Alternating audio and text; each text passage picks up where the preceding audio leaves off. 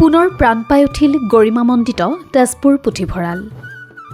তেজপুৰৰ লগতে ৰাজ্যখনৰ বহুকেইটা নাট্যানুষ্ঠানৰ জৰিয়তে বহু কালজয়ী নাট মঞ্চস্থ হোৱাৰ লগতে জাতীয় জীৱনৰ বহু গুৰুত্বপূৰ্ণ আলোচনা স্মৃতিৰে গৰিমামণ্ডিত 1956 চনতে গঢ়ি উঠা তেজপুৰ জিলা পুথিভঁৰালটি আধুনিকীকৰণৰ কাম চলি থকাৰ বাবে 2022 চনৰ পৰা এক প্ৰকাৰ পুথিভঁৰালটি নাটককে ধৰি আন অনুষ্ঠান সম্পন্ন কৰিব পৰা হোৱা নাছিল যদিও যোৱা 12 মাৰ্চ তাৰিখে শোণিতপুৰ জিলা প্ৰশাসনৰ উদ্যোগত আধুনিকীকৰণৰ ৰূপ আনুষ্ঠানিকভাৱে উদ্বোধন হোৱাৰ পিছত অসমৰ জাতীয় জীৱনৰ প্ৰাতঃস্মৰণীয় পুৰোধা সাহিত্য কাণ্ডাৰী পদ্মনাথ গোহাঁই বৰুৱাৰ বিগত সময়ৰ 150 বছৰীয়া জয়ন্তীৰ লগত সংগতি ৰাখি তেওঁৰ এই কালজয়ী নাটক টেটুন তামুলী বাণ থিয়েটাৰৰ শিল্পীৰ দ্বাৰা মঞ্চস্থ কৰি কালি নিশা শোণিতপুৰ জিলা প্ৰশাসনে সাংস্কৃতিক অনুষ্ঠানেৰে আনুষ্ঠানিকভাৱে শুভাৰম্ভ কৰে।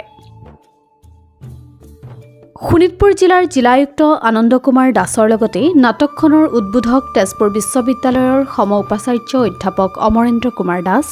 বাণ থিয়েটাৰৰ সভাপতি বংকিম শৰ্মা আৰু প্ৰাক্তন সভাপতি মহেন্দ্ৰনাথ কেওটৰ দ্বাৰা বন্তি প্ৰজ্বলন আৰু জিলা আয়ুক্তৰ আদৰণি ভাষণৰ লগতে সম উপাচাৰ্য অধ্যাপক অমৰেন্দ্ৰ কুমাৰ দাসৰ উদ্বোধনী ভাষণৰ পিছতেই বলিষ্ঠ মঞ্চায়ন হয় কালজয়ী নাটক টেটুন তামুলী। বিশ্বনাথ জিলাৰ জিলায়ুক্ত লক্ষীনন্দন চহৰীয়া, বিশ্বনাথৰ অতিৰিক্ত জিলায়ুক্ত কবিতা কাকতি কোঁৱৰৰ, শোণিতপুৰ জিলা প্ৰশাসনৰ প্ৰায়সকল প্ৰশাসনিক বিষয়া কৰ্মচাৰী আৰু তেজপুৰৰ বিদ্যুৎ সমাজে উপভোগ কৰা ভূপেন শৰ্মা পৰিচালিত আৰু জিতুমণি দেৱ চৌধুৰী সহ পৰিচালিত চাওক টেটুন তামুলীৰ আকৰ্ষণীয় কেইটামান মুহূৰ্ত।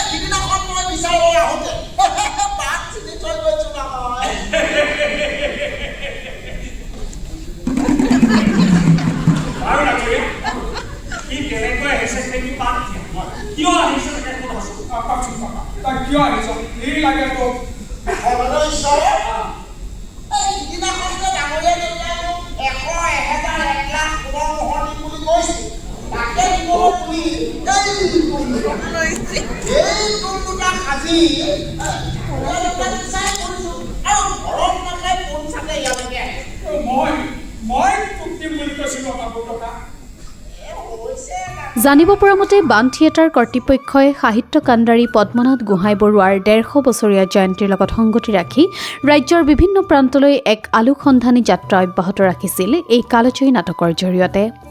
তেজপুৰৰ পৰা আৰম্ভ কৰা এই যাত্ৰাৰ সামৰণি হিচাপে শোণিতপুৰ জিলা প্ৰশাসনে আজি নাট শিল্পৰ ঐতিহ্য সংপৃক্ত হৈ থকা জিলা পুথিভঁৰালৰ আধুনিকীকৰণৰ পিছত প্ৰথমটো আনুষ্ঠানিক সাংস্কৃতিক অনুষ্ঠান হিচাপে নাটকখন বাণ থিয়েটাৰৰ শিল্পীৰ দ্বাৰা মঞ্চস্থ কৰিবলৈ সিদ্ধান্ত গ্ৰহণ কৰিছিল।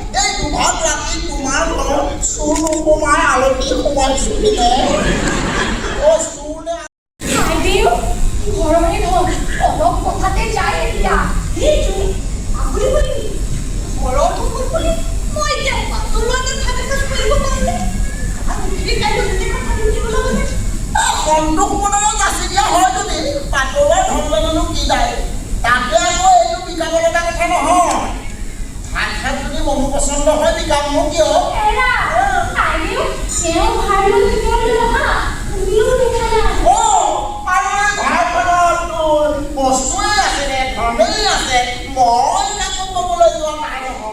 News desk report Agnigarh news.